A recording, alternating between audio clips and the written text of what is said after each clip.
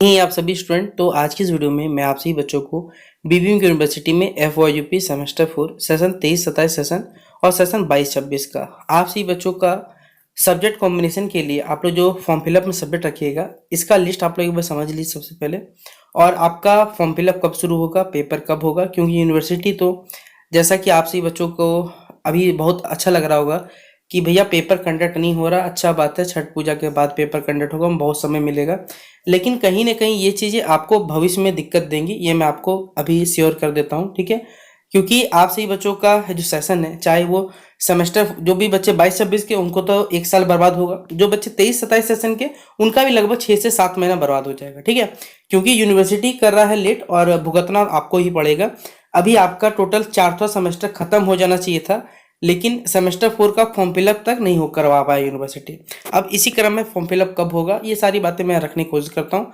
लगे अगर आपके लिए हेल्पफुल है शेयर कर सकते हैं अपने दोस्तों के साथ। चैनल पे नहीं हुआ सब्सक्राइब करिएगा, बेल आइकन पे क्लिक कर लीजिएगा, इसी प्रकार अपडेट आएगा तो आपको नोटिफिकेशन मिल जाएगा। ये नोटिफिकेशन लगभग आज से 1 साल 2 महीने पहले या 3 महीने पहले का मान लो आप लोग, ठीक है। इसमें सब्जेक्ट कॉम्बिनेशन के बारे में बताया गया था।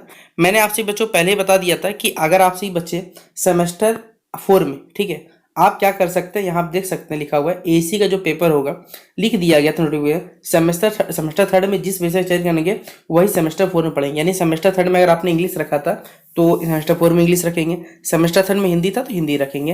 ये मैं नहीं कह रहा हूँ, ये नोटिफिकेशन में मेंशन किया वो बात है। आप सही बच्चों को सेमेस्टर 4 में एक पेपर पढ़ना है जिसका नाम है VSC पेपर, जिसे हम लोग वैल्यू एडेड कोर्स कहते हैं।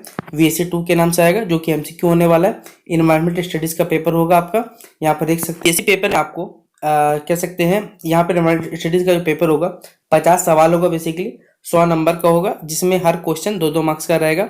3 घंटे का समय मिलेगा, MCQ होने वाला। ये भी हमने आपको जो पहले सब्जेक्ट कॉम्बिनेशन बताया उसमें बताया हुआ था कि VSC में इस बार आपको इन्वायरमेंटल स्टडीज नाम का पेपर पढ़ना है। सेक पेपर पढ़ना नहीं है आप सभी बच्चों को, MDC पढ़ना ही नहीं है, तो आप देखना ही नहीं है।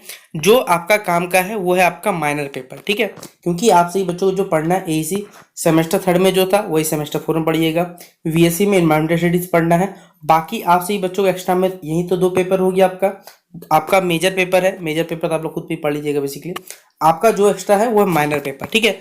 ये माइनर पेपर का देखिए, अगर आप सही बच्चों ने हमको पहले भी बोला होता सेमेस्टर 1 डिसिप्लिन था तो सेमेस्टर 3 भी डिसिप्लिन होगा, सेमेस्टर 5 भी डिसिप्लिन होगा। अगर आप सही बच्चों में जो भी बच्चों ने सेमेस्टर 2 में डिसिप्लिन का पेपर दिया था तो सेमेस्टर 4 में डिसिप्लिन पढ़िएगा आप लोग। सेमेस्टर 2 वाला जो डिसिप्लिन था सेमेस्टर 4 में भी डिसिप्लिन पढ़िएगा, सेमेस्टर 6 में डिसिप्लिन पढ़िएगा।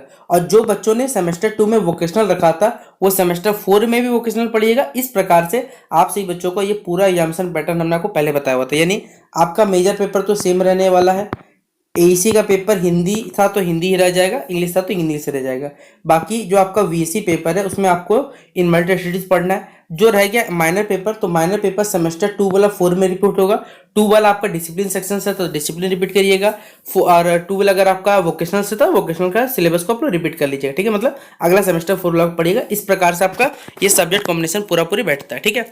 जहां पर हमने आपको पूरा बताया था कि आप सही बच्चों का जो सब्जेक्ट सिलेक्शन है उसमें ये पूरा पेपर को सही से बैठाइएगा, तभी जाके आपका ग्रेजुएशन जो 160 क्रेडिट का होता है वो सही से पूरा हो पाएगा। अदरवाइज इसमें कुछ ना कुछ देखिए कमी हो सकता है, ठीक है। तो इसलिए ये सब बातों फॉलो करिएगा।